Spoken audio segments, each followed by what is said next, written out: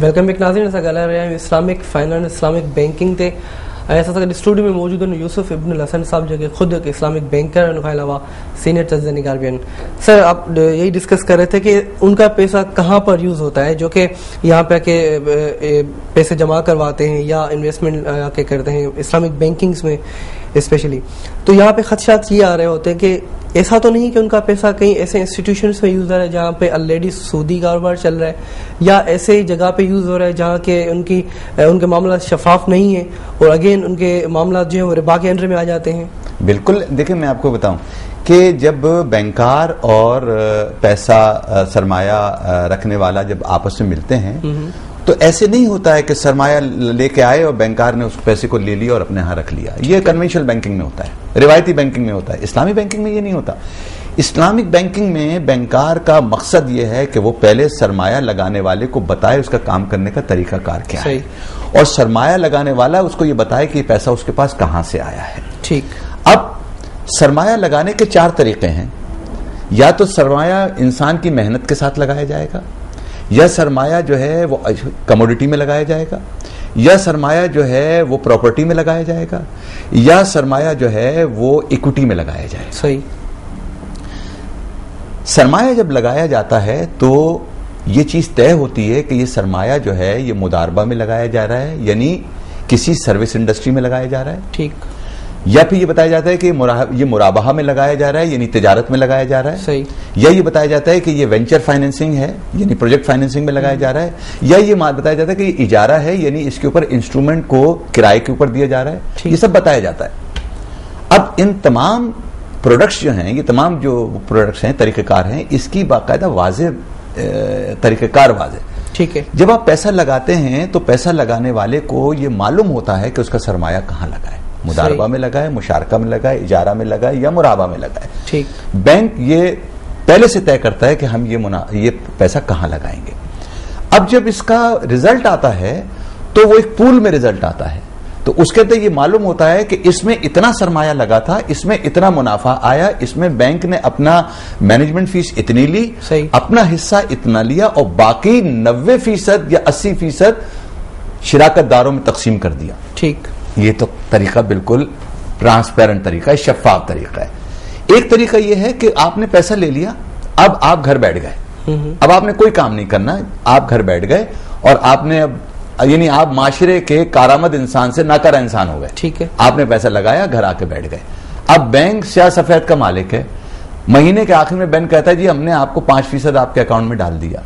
سوال پیدا یہ ہوتا ہے آپ نے 5% میرے اکاؤنٹ میں ڈال تو دیا, مگر بھائی آپ نے وہ آیا کہاں سے, کن سورسز کے میں, کیا آپ نے میرا پیسہ کسی ایسے کاروبار میں تو نہیں لگا دیا جو کہ شریعت کے منافی ہے, جو کہ سوشو اکنامک کو ڈسٹرب کر رہا ہے. یہ وہی طریقہ جو کنونشنل بینکنگ کا طریقہ ہے. کنونشنل بینکنگ میں یہ تو نہیں ہے کہ پیسہ کہاں لگانا ہے, ان کو یہاں تو نہیں ہے, انہوں نے تو جس نے تمسکات رکھوائیں, جس نے کولیٹرل رکھوایا اس کو پیسہ دے دیا. ٹھیک ہے نا. یہ پوچھا بھائی پیسہ کہاں لگ رہا ہے. اب جب پیسہ آپ نے دے دیا تو پھر کنونشنل بینکر یہ نہیں پوچھتا کہ بھائی پیسہ وہاں لگائے کہ نہیں لگائے. اسلامک بینکر کی یہ ذمہ داری ہے کہ وہ واچ کرے, مطلب دیکھے کہ پیسہ کہاں لگ رہا ہے, کہیں معاشرتی ترقی ہو رہی ہے کہ نہیں ہو رہی ہے. صحیح. کنونشنل بینک جو ہے وہ معاشی ترقی کی طرف جاتے ہیں, وہ معاشیات کو لیتے ہیں, ہم معاشیات کو نہیں لیتے ہیں. اسلامک بینکنگ میں معاشیات کو نہیں ہے, کیونکہ اسلامک بینک میں سب سے بڑا یہ ہے کہ اسلامک بینک معاشی ترقی کو فروغ دیتا ہے, جہاں پر پیسے کو خریدا بیچا نہیں جاتا, باقی تمام اشیاء خریدی بیچی جاتی ہیں. روایتی بینکاری میں پیسے کو خریدا بیچا جاتا ہے, باقی کوئی چیز خریدی بیچی نہیں جاتی. تو اسلامک بینکنگ میں تو یہ بڑا ڈفرنس ہے. اور اگر آپ یہ نہیں کرتے, مثلا آج کل کے جو اسلامک بینک چل رہے ہیں ان کے پاس مجھے افسوس سے یہ کہنا پڑتا ہے کہ بنیادی چیز سمجھنے سے قاصر ہیں کہ ہم نے کیا کرنا ہے. اچھا, آپ کے ریسرچ کے مطابق آپ کیا سمجھتے ہیں کہ پاکستان میں کون سے بینک صحیح طرح سے کام کر رہے ہیں اسلامک بینکنگ کے حوالے سے؟ دیکھیں, آپ کے ریسرچ کے مطابق تو ایک ساتھ سے کسی کے متعلق یہ کہہ دینا تو ٹھیک نہیں ہے, مگر جو انسانی عقل کہتی ہے اور جو ہماری تحقیق کہتی ہے اور جو ہم نے جن طریقے سے کام کیا, اور ہم نے بڑے اچھے اداروں میں بھی کام کیا, اور ہم نے بڑے اچھے ادارے دیکھے بھی پوری دنیا میں, اسلامک سوسائٹی میں بھی دیکھے اور نان اسلامک سوسائٹی میں بھی دیکھے. ٹھیک. میں نہیں سمجھتا کہ اس وقت پاکستان میں کسی بھی بینک کو آپ یہ کہتے ہیں کہ اس میں شفافیت ہے. ٹھیک. کسی بینک میں شفافیت نہیں ہے, چاہے وہ اسلامک ہو چاہے وہ کنونشنل ہو, چاہے وہ میری نالج میں نہیں. ٹھیک ہے, ہو سکتا ہے ان میں شفافیت ہو سکتا ہے, مگر یا ہو سکتا ہے ان کے سلیکٹڈ ایشوز میں شفافیت ہو, باقی میں نہیں ہو. میں آپ کو بتاؤں, دیکھیں ہمارے دین میں ایک بہت بڑا ممتاز مقام حاصل ہے مفتی دین کا, ٹھیک, جن کے پاس علم بیش بہا ہے. جب مفتی دین ایک بات کی تصدیق کر دیتے ہیں, پھر اس میں تحقیق کی تو گنجائش ہے, اختلاف کی گنجائش نہیں. صحیح. اور اختلاف کب ہوگا؟ جب آپ نے اپنی تحقیق مکمل کر لی, اور اگر آپ کی تحقیق میں یہ بات واضح ہو رہی ہے کہ اس میں کوئی کمی بیشی رہ گئی ہے, تو آپ کو آپ کا دین اس بات کی اجازت دیتا ہے کہ آپ اس کے اندر اجماع کریں, صحیح, قیاس کریں اور پھر عمل کریں, اور مفتی دین سے اس بات کا مشاورت کریں کہ صاحب دیکھیں اس میں مجھے گڑبڑ نظر یہاں پہ یہ ڈاؤٹس ہیں, یہ ڈاؤٹس ہیں, میرے ڈاؤٹس ہیں, ورنہ تو پھر ہمیں اس پہ لبیک کہنا پڑتا ہے. اور مفتی دین جو ہیں ان کا یہ فرض ہے کہ وہ میری تحقیق کو سنیں, صحیح, سمجھیں, اور اس کے بعد اس کے حساب سے مجھے اس کا جواب دیں اور میری شبہات کو واضح کریں. ٹھیک. لیکن پھر اگر یہ جو آپ سسٹمک بتا رہے ہیں کہ سسٹمیٹک وے سے یہ چیز ہو سکتی ہے, تو اس طرح سے کوئی سامنے بھی تو نہیں آ رہا ہے. ہمارے پاکستان میں اتنے اسلامک بینکرز ہیں کہاں جن کو ایکچوئل سسٹم پتا ہو, یا جو ایکچوئل سسٹم باہر فالو ہو رہا ہے. جیسا کہ آپ نے کہا کہ نہ صرف اپنے اسلامک کنٹریز میں بلکہ نان اسلامک کنٹریز اور سوسائٹیز میں بھی آپ نے یہ دیکھا کہ وہاں پہ اسلامک بینکس کی طرح کام ہو رہا ہے. تو یہاں پہ پاکستان میں کیا ایسی اویلیبلٹی ہے لوگوں کی, کیا ہمارے پاس اتنا کیپٹل ہے, اتنا ہیومن ریسورس ہے جو کہ اس چیز کو صحیح سے انڈرسٹینڈ کرے اور امپلائی کرے؟ دیکھیں زویب, میں آپ کو ایک بڑی چھوٹی سی مثال دوں. میرا 1984 میں میں انگلستان میں تھا, تو میں جب اسلامی بینکاری اور اسلامی مالیاتی نظام کے اندر اپنی ڈگری لے کے آیا, تو سب سے پہلے جو مجھے کام سپورٹ کیا وہ یہ کیا کہ بینک آف انگلینڈ میں جاؤ, چونکہ ہم نے لائسنس کے لیے اپلائی کیا ہے اور بینک آف انگلینڈ نے ہمارا لائسنس روکا ہوا ہے, تو آپ جا کے ان کو بتائیں اسلامی بینکاری کیا ہے. ٹھیک. ابھی حال ہی میں میرا ایک ٹور تھا تھائی لینڈ کو, تو جب میں وہاں پہنچا تو سب سے پہلے جو میں نے اپنی ورکشاپ کی, اس میں سب سے زیادہ جو شرکت کرنے والے تھے وہ central bank of Thailand کے لوگ تھے. بینک آف تھائی لینڈ کے لوگ تھے. وہ یہ سمجھنا چاہ رہے تھے کہ ہم اگر اسلامی بینکاری کی اجازت دیں یا فائنینسنگ انسٹیٹیوشن کی اجازت دیں تو ہم پہلے خود تو سمجھ لیں کہ کیا ہے. صحیح. دیکھیں سب سے بڑی چیز جو ہے نا, جو کہ ہمارے ہاں نہیں ہو رہی ہے, وہ یہ ہے کہ ہمارے ہاں دنیا کو دین کے تغیر میں اور دین کو دنیا کے نسبت سے نہیں جانچا جا رہا. ٹھیک. دین بنایا کس لیے گیا ہے؟ دین دنیا کے لیے بنایا گیا ہے, اور دنیا جو ہے وہ دین کے ذریعے چل سکتی ہے.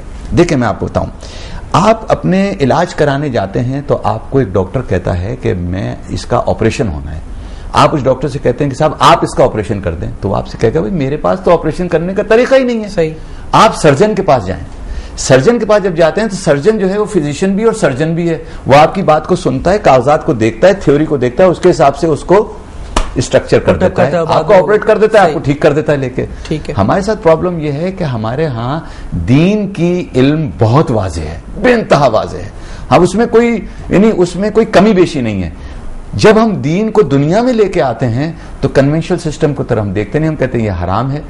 بات دراصل یہ ہے کہ گندگی سے ہی صفائی کا پتہ چلتا ہے. ٹھیک ہے, کہ کس طریقے سے گندگی کو آپ صاف کرتے ہیں. تو دنیا میں جو گندگی ہے وہ آپ دین کی صفائی سے اس گندگی کو صاف کریں گے. اس کے لیے ہمارے پاس کوئی اویئرنیس نہیں ہے, کوئی پروگرام نہیں ہے, کوئی ہمارے پاس کوئی پریکٹس ایکسپیرینس یافتہ شخص نہیں ہے, کوئی انسٹیٹیوٹ نہیں ہے جو اصل میں جو گندگی ہے اس کی نشاندہی کرے اور اس کی صفائی کرے. یعنی ہمارے پاس اس وقت فائنینشیل پروڈکٹس نہیں ہے, جبکہ ہر روز ایک فائنینشیل پروڈکٹ اس میں بن سکتی ہے. کون لوگ کہتے ہیں, بینکر کہتے ہیں کہ جی فائنینشیل پروڈکٹ بنانے والا نہیں ہے. کیسے نہیں بنانے والا؟ فائنینشیل پروڈکٹ تو اس کے اندر دن میں 10 بن سکتی ہیں. ہر ٹرانزیکشن جو اس میں آ رہا ہے اسلامک بینک میں ایک نئی پروڈکٹ لے کے آ رہا ہے, ایک نیا طریقہ کار لے کے آ رہا ہے جو سرمایہ لگانے والے کو بھی مطمئن کر رہا ہے اور سرمایہ استعمال کرنے والے کو بھی مطمئن کرتا ہے. جب دونوں مطمئن ہو جاتے ہیں تبھی ٹرانزیکشن جو ہے وہ ٹرانسپیرنٹ اور شفاف ہوتا ہے. آپ نے بات کی اویئرنیس کے حوالے سے, ڈیفینیٹلی ہم آپ کو بہت زیادہ جو ہے وہ تکلیف دیتے رہیں گے اپنے آئندہ پروگرامز کے اندر. لیکن اب یہاں پہ پھر کوسچن یہ بھی آ رہا ہے یوسف صاحب کے, ٹھیک ہے ایک شفافیت کے حوالے سے یا لوگوں کی پرسپشن سے حوالے جیسے ہم نے بات کی, پھر آپ نے جس طرح سے اس کا پورا سسٹم ہمیں سمجھایا, اس وقت پاکستان کے حالات اگر بات کی جائے تو پاکستان میں کیا یہ سسٹم صحیح طرح سے امپلیمنٹ ہو سکتا ہے؟ بالکل ہو سکتا ہے. دیکھیں پاکستان میں جذبہ ہے ٹھیک جو پاکستان قائم ہے. آج بھی اگر آپ اس سڑک سے باہر نکل جائیں, اپنے اسٹوڈیو سے باہر نکل جائیں, تو کونوں پہ 5,000 آدمی بیٹھا سڑک پہ کھانا کھا رہا ہے, کوئی اس کو کھانا کھلا رہا ہے نا. صحیح. تو اس کو کھانا کھانے کی جو سرمایہ کاری کر رہا ہے وہ کون ہے, اس کا پتہ تو نہیں ہے نا, وہ سامنے نہیں آتا. پاکستان کے اسلامی بینک جو ہیں یہ ایک سب سے بڑی قوت ہیں کہ یہ پاکستان میں سرمایہ رکھنے والے کو یہ بتائیں کہ دیکھو میرا طریقہ کار شفاف ہے, میں تمہیں مطمئن کروں گا تمہارے سرمایہ کے استعمال میں بھی, اور اس پہ جو منافع آئے گا اس کے اندر بھی میں تمہیں مطمئن کروں گا. ٹھیک ہے نا. اگر آج شفافیت آ جاتی ہے, آج ہمارے کاؤنٹر کھل جاتے ہیں, آج ہمارے پاس نئی پروڈکٹس آ جاتی ہیں سرمایہ, اور آج ہم یہ طے کر لیتے ہیں کہ ہم نے معاشی ترقی نہیں کرنی, معاشرتی ترقی کرنی ہے, تو تمام مسائل حل ہو جاتے ہیں. اور صرف اسلام کے مالیاتی نظام میں, اسلام کے معاشی نظام میں ہی وہ طریقے واضح ہے کہ آپ اپنے معاشرے کو کس طرح ترقی دے سکتے ہیں. آپ دیکھیں میں آپ بتاؤں, اسلام میں ایک چیز دی گئی ہے زکوٰۃ. ٹھیک. ہم زکوٰۃ کو یہ سمجھتے ہیں کہ سونے پہ نکال لیا, چاندی پہ نکال لیا, اپنے بچت پہ نکال لیا, اس پہ نکال لیا, اس پہ نکال لیا, اور لے کے ہم نے زکوٰۃ دے دی. 500 اس کو دے دیے, 500 اس کو دے دیے, 500 اس کو دے دیے. طریقہ بالکل غلط ہے, بالکل غلط ہے. زکوٰۃ ایک معاشی طریقہ کار ہے, معاشی استحکام کا, معاشی استحکام کا جو ہیومن ریسورس ڈیولپمنٹ میں آتی ہے, یعنی انسانی محنت کو جلا بخشتی ہے. آپ آج زکوٰۃ جب کسی کو دیتے ہیں تو یہ سوچ کے دیتے ہیں کل کو یہ زکوٰۃ دینے والا بنے گا. ڈیفینیٹلی. آپ زکوٰۃ ایسے نہیں دیتے کہ آپ بھکاری بنا رہے ہیں زکوٰۃ کے اندر, آپ انسانی محنت کو جلا بخشتے ہیں. اگر آپ کسی سلیکٹڈ لوگوں کو ان کے ہیومن ریسورس پہ ڈیولپمنٹ لائیں گے, ان کو کوئی کاروبار کھول کے دے چھوٹا موٹا صحیح, یا ان کو ایک ایسی جگہ پہ لگائیں جو کہ سروس انڈسٹری سے وابستہ ہو, تو میرے خیال سے کافی فائدہ مند ہوگا. کیا آپ اسی کو انڈیکیٹ کر رہے ہیں؟ میں اسی کو انڈیکیٹ کر رہا ہوں کہ دیکھیں اسمال میڈیم کا تصور جو ہے, اسمال میڈیم بزنس کا تصور جو ہے, جو مداربے کا تصور ہے, صحیح, مداربے کو آپ زکوٰۃ کے استعمال میں لا سکتے ہیں طریقہ کار کو. کیوں؟ مداربے کا سرمایہ زکوٰۃ کے پیسے سے اگر آپ کرتے ہیں, اور آپ ایسے ہنرمند تیار کرتے ہیں جن کے پاس ہنر نہیں ہے اور جو معاشرے میں بہتر رول پلے کر سکتے ہیں, تو کیا حرج ہے زکوٰۃ کا پیسہ ان کی ترقی میں لگایا جائے, ان کی کارکردگی میں لگایا جائے, بجائے اس کے کہ آپ سڑک پہ چلتے ہوئے جب اچھے خاصے آدمی کو بیکاری بنا دیں, اس کو یہ مجبور کر دیں کہ وہ بھیک مانگنا شروع کر دے, اور وہ اپنی مظلومیت کی داستان سنائے. انسٹیٹیوشنز بن جائیں وہ. آپ دیکھیں, بھیک آپ صرف اللہ تبارک تعالیٰ سے مانگ سکتے ہیں. ٹھیک.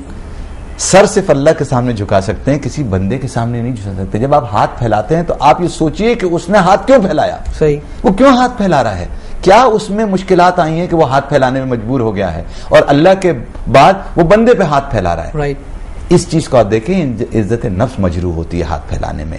زکوٰۃ یا قرض حسنہ یا خیرات, یہ وہ چیزیں ہیں, یہ وہ طریقہ کار ہیں جو انسان کی عزت نفس مجروح ہونے سے بچاتی ہیں, اور کافی فائدہ بھی اس سے ہوتا ہے, کافی فائدہ معاشرے کو فائدہ ہے. آپ کی پوری اس ڈسکشنز کے حوالے سے ہمیں جو کوسچنز ریسیو ہوں گے تو ہم پھر آپ کو ایک دفعہ اپنے اسٹوڈیو میں دعوت دیں گے, اور ڈیفینیٹلی یہ ایک اویئرنیس کا پروگرام ہے جو کہ ہمارے ناظرین کے لیے کافی بہتر رہے گا. اور بہت بہت شکریہ کہ آج آپ نے ہمیں جوائن کیا.